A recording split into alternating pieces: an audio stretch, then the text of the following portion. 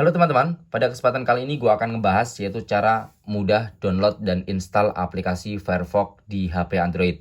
Buat kamu yang ingin mendownload serta menginstal aplikasi Firefox di HP Android, kamu bisa simak tutorial berikut ini. Pertama-tama kita masuk ke menu Play Store terlebih dahulu. Oke, setelah itu kita masuk ke menu telusuri. Setelahnya kita klik telusuri yang atas.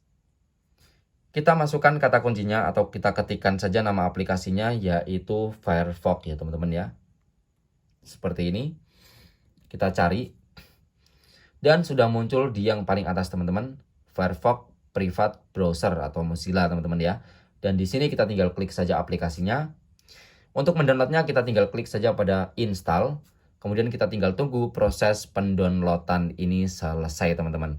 Jadi cara download serta install aplikasi Firefox di HP Android cukup seperti itu. Semoga bermanfaat. Terima kasih dan sampai jumpa.